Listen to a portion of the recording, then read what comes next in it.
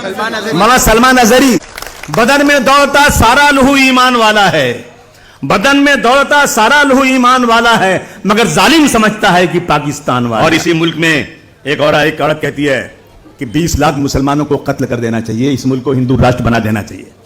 कोई कानून नहीं उनके लिए, हमारे लिए सब कानून है। जिसको जो को कातिल कहे कि दुनिया हमारा ही कत्लेआम होगा, हम ही को कातिल कहे कि दुनिया हमारा ही कत्लेआम होगा, हम ही कुएं खोदते फिरेंगे और वो पानी हम ही पे हराम होगा। ये जो मुसलमान हैं दाढ़ी कुर्ता वाले उलमाए कराम हैं, ये इस मुल्क में हमारी अंग्रेजियत को बढ़ाने में बहुत ज्यादा तकलीफ दे रहे हैं। उन्होंने अपने मालिक से ब्रिटेन में, लंदन में बात किया कि हम क्या करें, मुसलमान इस मुल्क में हमारे हर जगह आकर एक पहाड़ की तरह बीच में खड़ा हो जाता है। यकीन जानिए एक वक्त ऐसा भी आया कि उस सारे मुसलमानों को कत्ल कर दिया गया, उलमाओं को शहीद कर दिया गया। किस लिए? कि वो इस मुल्क को आजाद करवाना चाहते थे। नौजवान साथियों, इस मुल्क में ऐसा भी वक्त आया, मुसलमान अपनी मैयत को कंधे पर रखकर एक गांव से दूसरे गांव, दूसरे गांव से तीसरे गांव, तीसरे गांव से चौथे गांव घूमता फिरता था कि कोई आलिम उस मुल्क, उस जगह जिंदा मिल जाए, कोई आलिम यहां पर हो ताकि मेरी मैयत को नमाज जनाजा पढ़ा सके। इस मुल्क में ऐसा भी वक्त आया मेरे दोस्तों, हमारी कुर्बानी की हालात सुन लो, ऐसा भी वक्त इस मुल्क में आया कि हमारी मैयत खराब होने लगी। जब गुलिस्तान को खून की जरूरत पड़ी, सबसे पहले गर्दन हमारी कटी। अब ये कहते हैं ये अहले चमन, ये हमारा चमन है, तुम्हारा नहीं। 1947 में यह मुल्क आजाद हुआ, अंग्रेजों ने जानबूझकर इस मुल्क के 2 टुकड़े कर दिया। मौलाना अबुल कलाम आजाद साहब ने कहा कि हिंदुस्तान पाकिस्तान 2 टुकड़े नहीं होंगे, मेरी लाश पर हिंदुस्तान का बंटवारा होगा। नहीं माने लोग। मैं गांधी जी की बहुत इज्जत करता हूं, लेकिन मैं और इज्जत करता गांधी जी की कि गांधी जी आपको कोई प्राइम मिनिस्टर नहीं बनना था, गांधी जी आपको कोई ओहदा लेना नहीं था।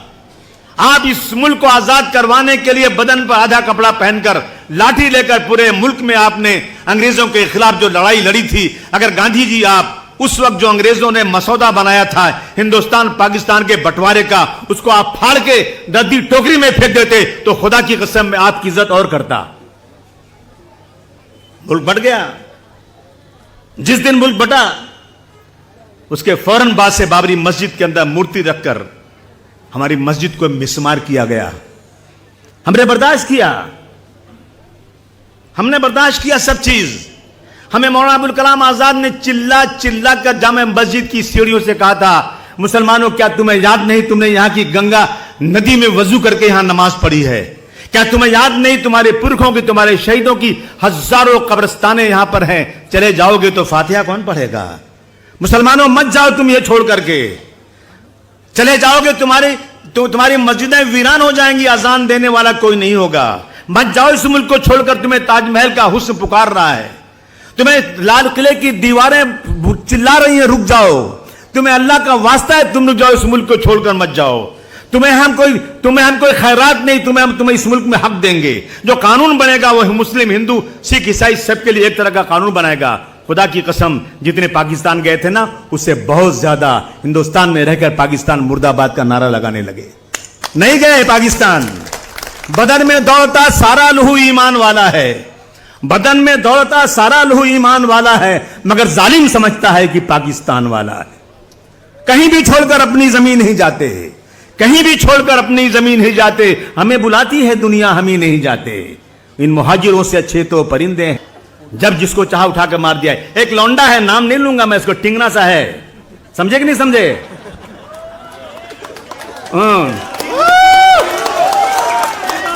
फडणवीस जी हटा दो सिक्योरिटी उसकी। अगर उसकी मां ने दूध पिलाया तो मेरी मस्जिद में घुसकर एक आदमी को हाथ लगा दो। बहुत बोलता है, बहुत ताकत तेरे पास है, तुम मस्जिद में घुसकर मारेगा?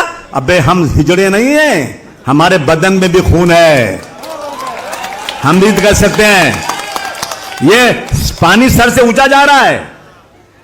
कुछ बच्चे कुरान शरीफ पढ़ रहे थे कमरों में, जाकर कुरान शरीफ बंद करवा दिया और आज तक उसको जेल नहीं हुई। ये कानून है क्या?